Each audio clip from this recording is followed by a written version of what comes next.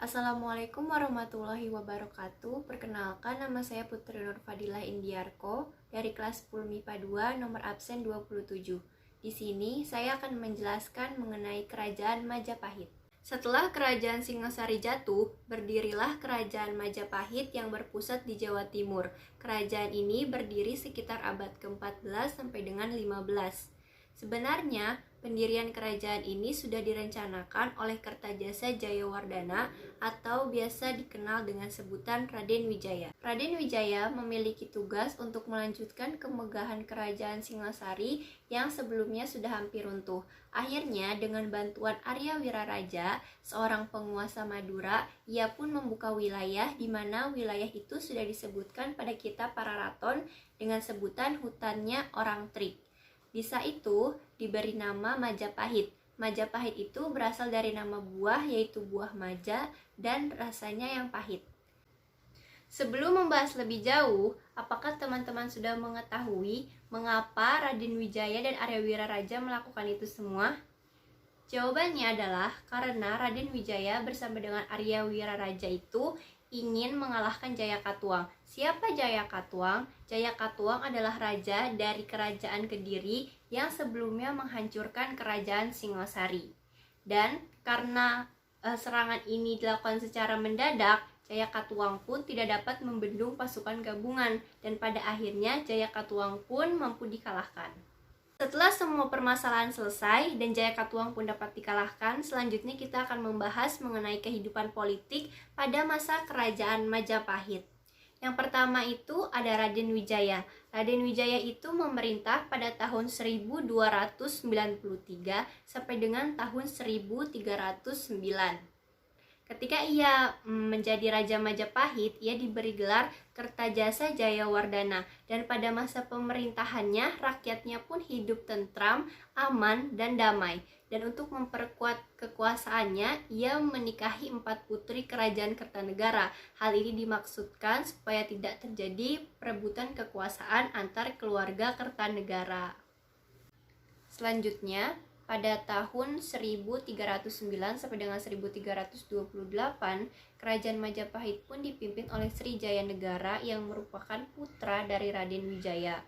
Karena pemerintahan yang kurang cakap, akhirnya pada masanya ini terjadi banyak pemberontakan. Di antaranya yaitu pemberontakan yang terjadi pada tahun 1316 yang dipimpin oleh Nambi, dan ada juga pemberontakan Semi dan pemberontakan Kuti. Dan pada masa Sri Jayanegara ini, Jayanegara itu dibunuh oleh Tanca dan Tanca pun dibunuh oleh Gajah Mada, dan peristiwa ini disebut juga dengan Patanca. Dan akhirnya Jayanegara pun didarmakan di Candi Senggrapura di Kapopongan. Tahta kerajaan Majapahit sepeninggal Jayanegara diperintah oleh adik perempuannya yang bernama Brekahuripan, dan setelah menjabat ia diberi gelar Tribuana Tunggadewi Jayawisnuwardani. Dan pada masa pemerintahannya ini, tepatnya pada tahun 1331, terjadi pemberontakan. Pemberontakan itu disebut juga dengan pemberontakan Sadeng dan Keta yang terjadi di daerah Besuki. Tetapi pemberontakan ini dapat diatasi oleh Gajah Mada, dan karena jasanya inilah Gajah Mada pun naik pangkat menjadi Mahapatih Majapahit. Dan pada saat itu juga digelar rapat, dan pada rapat itu Gajah Mada menyampaikan sebuah sumpah. Sumpah ini bertujuan untuk menyatukan Nusantara, dan sumpah ini sampai saat ini dikenal dengan sebutan Sumpah Palapa.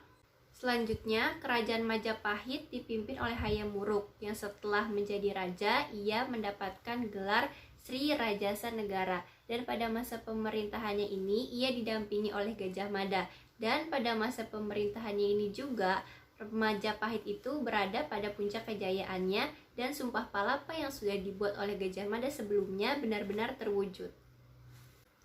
Selanjutnya, pada tahun 1389 sampai dengan tahun 1429, Kerajaan Majapahit dipimpin oleh Wikramawardhana. Dan pada masa pemerintahan Wikramawardhana ini terjadi perebutan kekuasaan di antara putra-putra Hayam Wuruk, dan sehingga terjadilah pertikaian. Dan pada kitab Pararaton, pertikaian ini disebut juga dengan Perang Paregreg. Setelah Wikramawardhana wafat, Kerajaan Majapahit dipimpin oleh putrinya yang bernama Suhita, dan penobatan ini diberikan dengan tujuan supaya pertikaian yang sebelumnya terjadi itu dapat diatasi. Pada tahun 1447, Suhita wafat dan digantikan oleh Dyah Kertawijaya. Tetapi Dyah Kertawijaya ini hanya memerintah selama 4 tahun, mulai dari tahun 1447 sampai dengan 1451. Dan kemudian pada tahun 1451, Dyah Kertawijaya pun wafat dan didarmakan di Kertawijayapura. Bagian yang kedua, kita akan membahas mengenai kehidupan sosial pada masa Kerajaan Majapahit. Wilayah kekuasaan Kerajaan Majapahit pada masa pemerintahan Hayam Wuruk itu meliputi seluruh wilayah Nusantara, termasuk Singapura dan sepenanjung Melayu. Dan karena wilayahnya ini luas, maka dibagi atas 8 daerah, yaitu Jawa, Sumatera, Sulawesi, Kalimantan, Papua, Maluku, Nusa Tenggara, dan semenanjung Melayu. Dan tentunya dalam melaksanakan pemerintahannya, para raja juga membutuhkan para pejabat-pejabat untuk membantu tugasnya. Dan para pejabat ini memiliki 4 tugas jabatan. Yang pertama ini ada Rakrian Mahamantri Katrini, yaitu dilaksanakan oleh putra-putra raja. Yang kedua itu ada Rakrian Mantri Pakirakiran, itu bertugas sebagai badan pelaksana pemerintah. Yang ketiga itu ada Dharmadiaksa sebagai badan keagamaan. Dan yang keempat itu ada urusan kelautan dan angkatan laut yang dipimpin oleh Laksamana Nala. Yang ketiga, kita akan membahas mengenai kehidupan ekonomi pada masa Kerajaan Majapahit. Yang pertama itu adalah di Pulau Jawa, dititik beratkan di sektor pertanian. Yang kedua, di luar Pulau Jawa dititik beratkan pada sektor rempah-rempah. Yang ketiga, di sepanjang sungai yang berkembang itu terjadi perdagangan yang dapat menghubungkan daerah pantai dengan pedalaman. Dan yang keempat itu ada perdagangan antar pulau. Dan yang kelima itu dari kota, pemerintah mendapatkan bea cukai, sedangkan dari raja-raja pemerintah mendapatkan pajak dan upeti. Dan dari perkembangan ekonomi ini bisa munculkan kehidupan yang lebih makmur. Yang keempat adalah mengenai kehidupan kebudayaan pada masa Kerajaan Majapahit. Karya sastra pada saat Kerajaan Majapahit itu sangat berkembang. Hal ini dibuktikan dengan banyaknya kitab-kitab.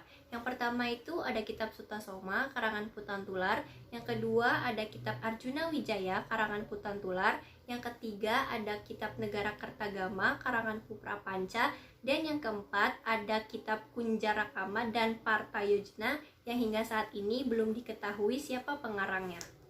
Yang terakhir adalah faktor-faktor pendorong keruntuhan Kerajaan Majapahit. Yang pertama itu adalah tidak lagi ditemukan raja yang cakap setelah pemerintahan Hayam Wuruk dan Gajah Mada. Yang kedua, terjadinya perang saudara yang disebut juga dengan Perang Regreg. Yang ketiga, banyak daerah jajahan Majapahit yang melepaskan diri. Yang keempat, perdagangan Majapahit terdesak oleh berkembangnya perdagangan Malaka. Dan yang kelima adalah terdesak oleh masuknya pengaruh Islam dan kerajaan-kerajaan Islam yang berdiri di pesisir pantai utara Pulau Jawa. Cukup sekian yang dapat saya sampaikan, kurang lebihnya mohon maaf. Terima kasih. Wassalamualaikum warahmatullahi wabarakatuh.